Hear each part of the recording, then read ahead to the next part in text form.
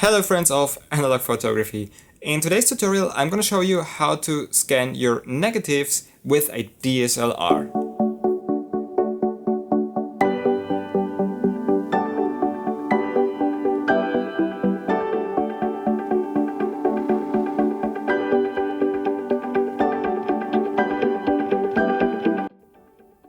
Now, why should you scan your negatives with a DSLR? First, you don't need to buy an expensive scanner if you already own a DSLR. Second, nowadays DSLRs have really great sensors with a great dynamic range and they do not need to hide behind any film scanner. Third, better resolution, especially for 35mm images. Most of the scanners only provide you with 15, 13, 12 megapixel images scanning your 35mm films. Shot with a good DSLR you can get up to 40 megapixels, no, not a problem. Now, what do you need to scan images with a DSLR? Pretty obviously, first of all, you need a negative that you want to scan. Then you need a DSLR with a macro lens. In this case, it's a Nikon D850 with a 105mm lens. You need a light source. In this case, it's a light table. And something to keep the negative straight on the surface. I created myself a frame where I can put the negative in. Let's have a look. Like so. This thing has three functions for me. Function number one, it's protecting the negative from being scratched by the surface. Function number two, it's keeping the image straight. It's not wavy or anything else. Function number three, this thing is creating a distance between the surface of the lighting table and the surface of my negative. So I can make sure that only my negative is in focus and not the background or the lighting table. Now you will ask yourself, does DSLR scanning make any sense for larger formats such as medium format films? Yes, it totally does. Some people will say, no, because if you scan a 6x6 image, you will lose something on the left and the right of the image. But I'm going to show you a method where you will not lose anything and where you will have a really high resolution image. So without further talking, let's jump right in. Here you can see my really simple scanning setup. I just mounted the camera under my tripod and placed the light table under it. Keep in mind that your camera has to point absolutely straight down, so your image is getting not squeezed or anything like this. Now that we chose our image, let's position it correctly under the camera. So I put it onto the light board and bring it just right in the frame of my camera. Next thing, I'm again removing dust from and around the image. And now it's time to focus the image. Therefore, I'm turning on the light of the light table. And I zoom really deep into the image. For focusing the image correctly, it is important not to focus on, for example, things you see in the image, like, oh yeah, there's a flower, it seems to be sharp for me, it's great. No, please, go really deep into your picture and focus for the grain, just as you would do it in the darkroom. In the darkroom you have a grain magnifier and you bring it under the enlarger and you really focus for the grain and not for parts of the image. You focus for the grain, and that's just what we do here. Let's focus for the grain. Just like this.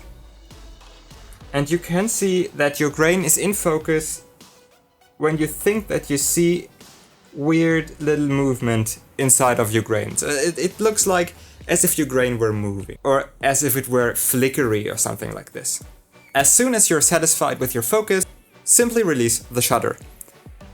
I programmed a self-timer for 10 seconds and I also use an electronic shutter so there will be no mirror slapping.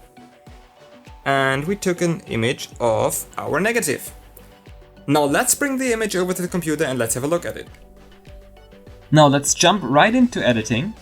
First thing I'm going to do is opening up the image inside of the RAW converter and doing some really basic settings.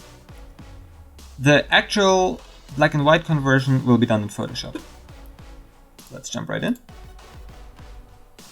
First thing I'm gonna do here is, since this is a black and white image, I'm gonna desaturate it. Lovely.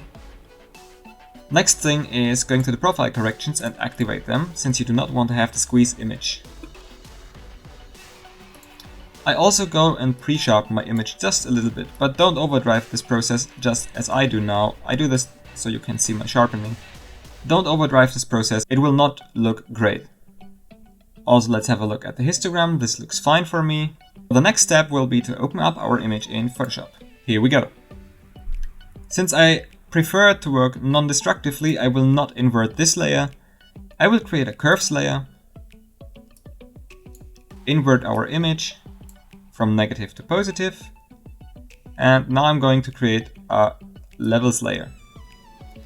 Hit Alt, bring in the blacks, make sure not to cut off too much of the blacks, and do the same with the whites. Bring them in, oh that's too far, just like so. And now here we could control our lightness of the image, if you want to have a lighty image or a more dark image. And I want to have as less grain as possible in this image, so I don't go too strong with this. I want the image to be more on the dark side, like so. This is nearly the whole image editing for a black and white image. Now of course we could go in and could do some dodging and burning and all those things, but really that's just a basic black and white conversion. Very important for me is I never do things to a black and white image in Photoshop that I couldn't do in the darkroom. Of course, I do dodging and burning, I give it a vignette or something like this, but I'll never do other things. And yeah, of course, I remove these spots and such things because I could also do this in my final print. I could retouch them. So I am going to retouch them as well. But I'm not doing like beauty retouching things if I make portraits or something like this, because it's simply not the way it works.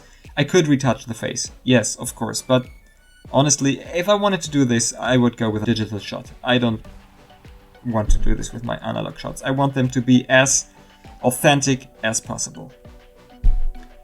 The next thing I'm gonna do is I'm gonna stamping away those ugly things here, and then I'll be right back.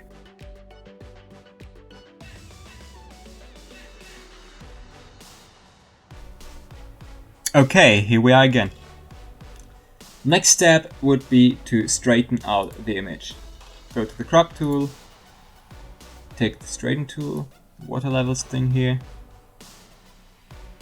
and there we go.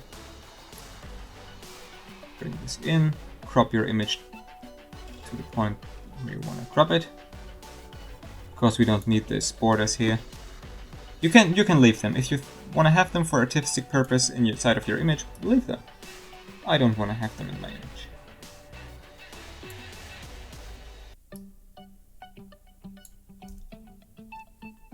There we go. We just created a wonderful black and white image with a DSLR camera.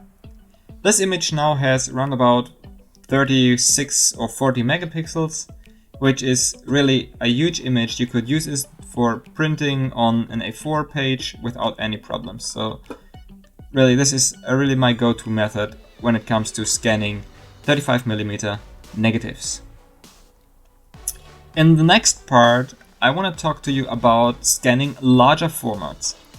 So I will not repeat the whole scanning process because it works the same way, but with a little difference. I'm gonna tell you right now. Now let's talk about 6x6, 6x7 or even larger formats. Some people are saying that it is totally nonsense to work with a DSLR since you will lose too much space of the image. Of course, if you scan your image like this, then you will lose space and you will lose resolution and megapixels. But if you do it the way that I'm gonna show you right now, then you will gain lots of megapixels and a great resolution of your image. So also there it is possible to work with a DSLR. No need to buy an expensive scanner. The way is simple. You position your negative on the light table under the camera, but this time you don't frame the negative so it fits into your screen. You go as close with the camera as possible. You sharpen the negative. The thing you're gonna do then is creating multiple images. making sure you always have parts of the border that's surrounding the image inside of the images. This will give you the possibility to stitch them together to a panorama, which will, if you do everything right, be perfectly squared or perfectly 6x7 format. Give you really great resolution. Let's have a look at this technique. I already shot these images, and as you can see, they all have the surrounding border inside of the image. Now that's really important. You should do it like this. Of course, if you have a larger format and you want to go really close, you do not need to have the borders. You just need the borders on the surrounding parts of the image. That's important. Now let's open this thing up. Select all. And now the first very important thing here is to go and to make your profile corrections. You really should do them because you do not want to have any squeezed kind of image. After you did this, go in and desaturate the image, just as we did before. Here you see the histogram, it's really pleasing. Go in, sharpen a little bit, but just a little pre-sharpening thing, not too much. Now that you have selected all your images, right click, go make panorama. This should be really quick, depending on your computer of course.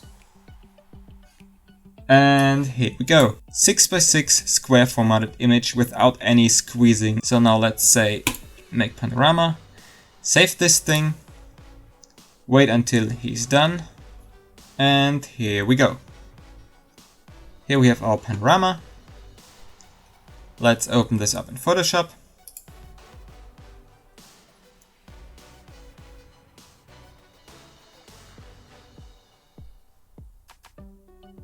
And do the same thing we just did with the other image. Word, create another layer, bring in your blacks. Now this was a church and it was really dark, so this image is not 100% sharp because I had to use a really slow shutter speed out of me, but I think it's okay. I'll bring in the whites. That's fine, having some breaking out whites is totally okay for me. And I'll just play with this here, make it look nice. And there we go, we have a perfectly squared image with a really high resolution. You can just zoom really deep in. This is really large. Let's have a look at the dimensions. And here we go, it's 11,888 by 11,784. That's really huge. That's over 100 megapixels, and honestly, this will be enough for the most things you're ever gonna do with your images. Believe me, this is enough. If you wanna go even further, don't buy a cheap scanner, then go for drum scanning or for a flex light scanner or something like this, but really, for presenting them on your webpage, for presenting them on Instagram, this is absolutely enough. It's also enough for printing a small zine or something like this. Believe me, it's totally enough. Go in, edit your images, make it this way, and it works just perfectly. Now if you like this tutorial, please don't forget to subscribe to my channel, give me some thumbs up, and as usual, if you have any further questions or requests, please drop them down into the comments and I try to respond as fast as I can. See you!